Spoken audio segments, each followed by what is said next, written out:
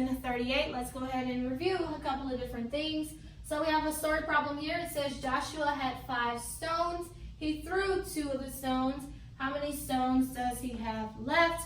So automatically we know this is a sum went away because he had some and then he lost some. So we know it's a subtraction problem. So let's create a picture for our story problem. So he had 5 stones. So 1, 2, 3, 4, 5. And he threw 2 of them. So what will I do to show that he threw 2? X them out. Anytime we're taking away, we just X them out.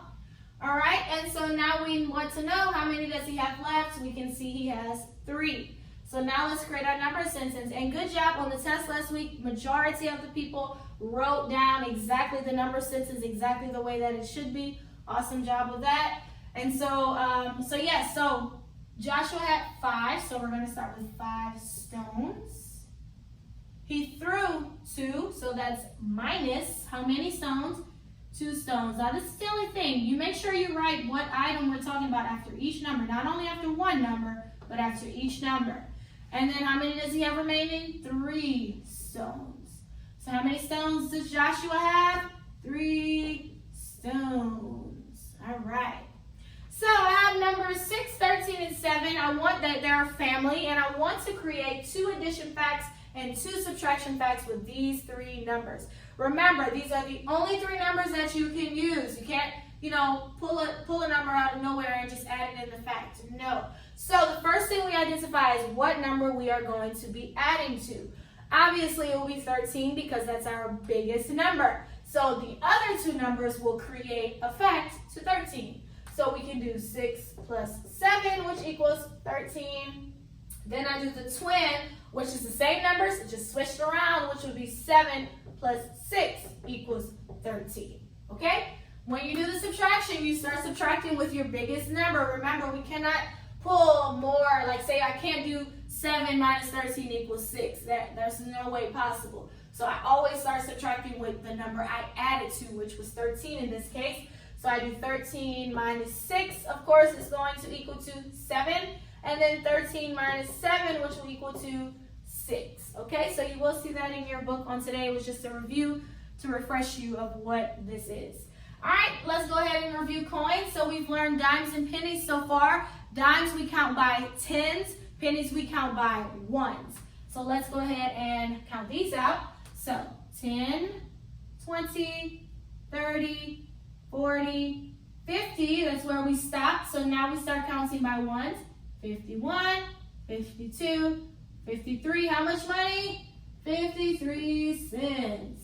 So sometimes it will be written out in this form, which is word form. So it's telling us that we have 7 dimes and 9 pennies. That's easy. 7 dimes, that's 70. Then 9 dimes, that's 9 inside of 70. That means we have how much money?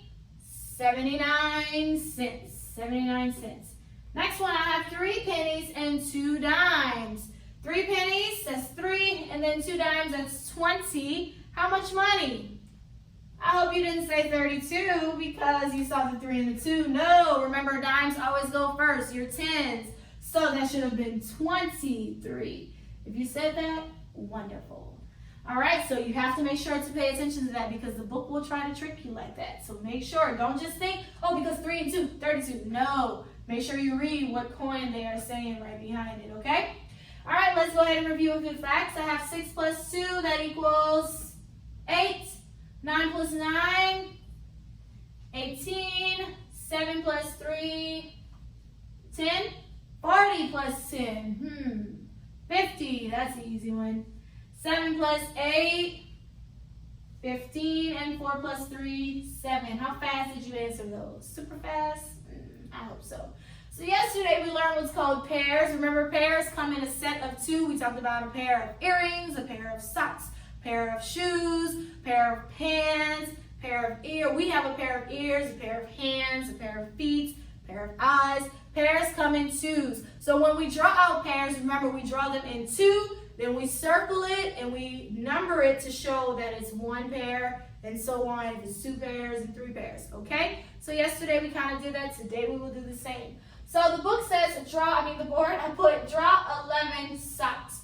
So that's the first thing I'll do is draw 11 socks. So let's go ahead and draw my socks. 1, 2, 3, 4, 5, 6, 7, 8, 9. Yes, these are not great, but it's okay. 10, 11. So we drew 11 socks. Now it says circle the pairs. How many are pairs? 2. So I will circle them by 2s. So 1, 2, circle 1 pair. 1, 2, circle 2 pairs. 1, 2, circle 3 pairs. 1, 2, 4 pairs. 1, 2, 5 pairs. Can I circle this one? No, because that's only 1. A pair is 2, so that one's by itself. So how many pairs did I create from 11 socks? 5 pairs. And how many extra socks did I have left? 1. So that's what you will kind of see in your book today. So that's it for our math lesson. So we went over story problems, just making sure that you always put whatever we are adding or subtracting the item. Make sure you put that in your number sentence. Dimes, pay attention to where they are, what coin they are placing where. Okay? How to make an addition and subtraction family using only certain numbers. And we review some math facts and also pairs. So you would do workbook page 38A.